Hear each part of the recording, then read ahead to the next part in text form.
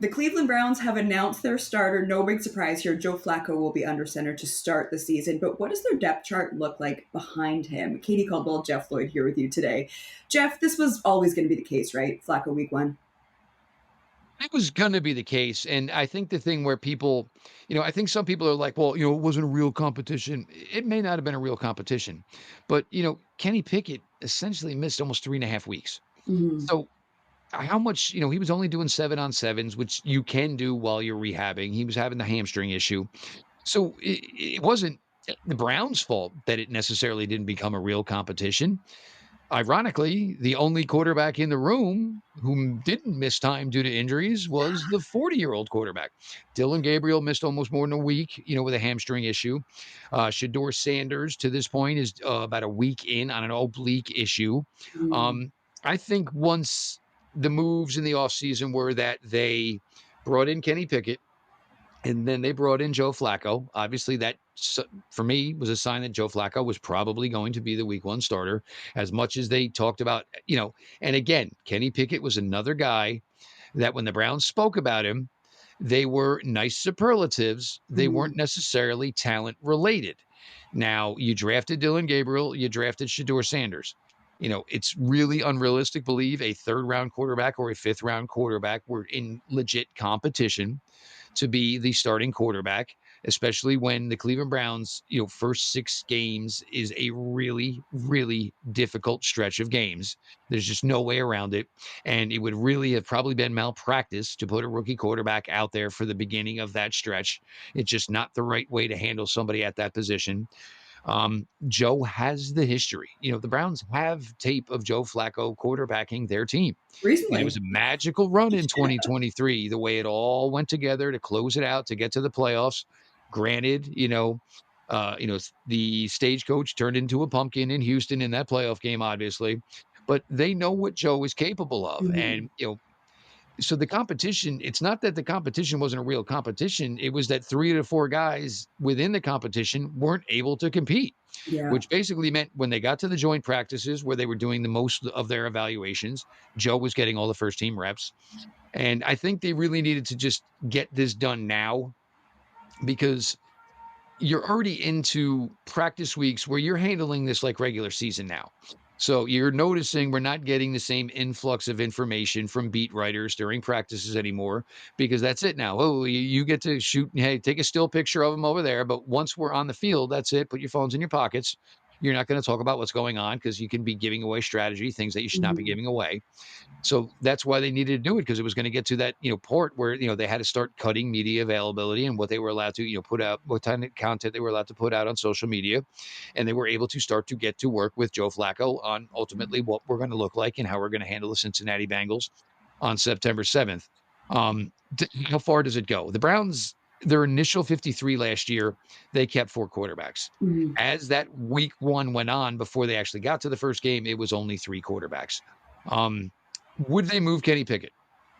I think they're in a weird scenario where they like Joe Flacco. They think they can compete with Joe Flacco, but have to have the realization that Joe is 40 years old and maybe Exactly. Father Time catches us at any time here.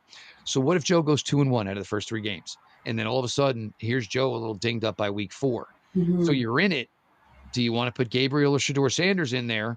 Or do you actually want to put in a guy who's quarterback the team to the playoffs, which is not a lie. It's something that Kenny Pickett has done, Yeah. obviously.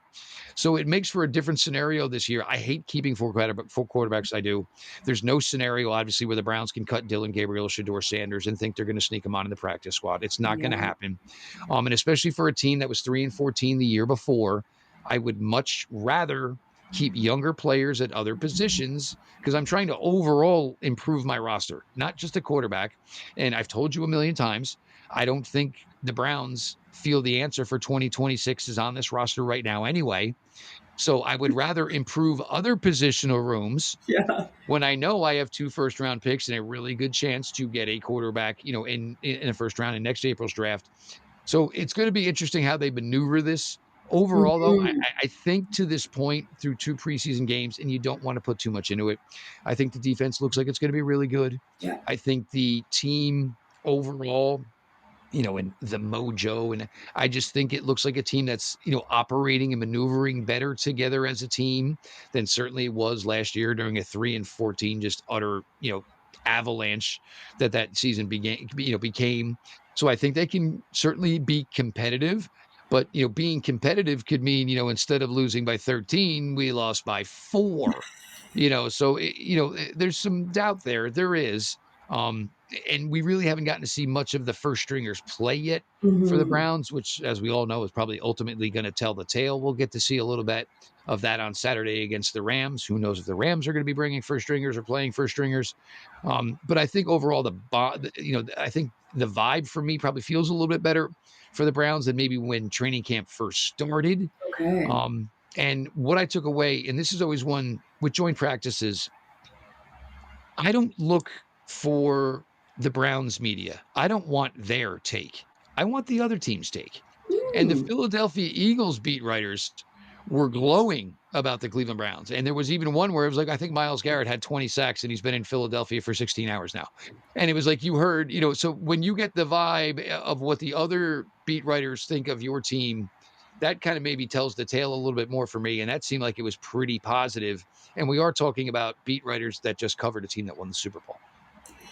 how long of a leash does Joe Flacco have? Like, there are so many factors here, like, depending on how all of these injuries heal up. You've got, like we've talked about, like, you've got not one, but two rookies that you've drafted waiting in the wings. You have Kenny Pickett there. You have a really, really tough schedule to start the season. How long is the leash that he has? I think the leash, and I don't know if it's necessarily going to mean on field play. I think it's probably going to be more win loss record Okay. because you can't just look at that quarterback room and know that most likely none of those 4 guys are your long term option. If, look, Joe's doing enough and we're winning, you can't go look at the offensive line and say, "Well, now we're going to put the season in the crapper because I want to see what Dylan Gabriel or Shedeur Sanders has." Right. If the defense, and I think the defense is going to be a lot more like the 2023 version as opposed to the 2024 version, you can't look at these guys and say, "Look, man, you're doing everything you guys can, everything."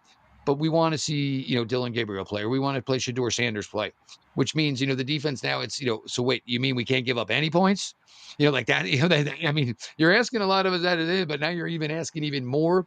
So you have Yeah. to be true to everybody else on that roster, to every other positional group on that roster, about what is the best chance to win. So look, Joe's going to throw some interceptions. That's what Joe does. Joe is always throwing some interceptions.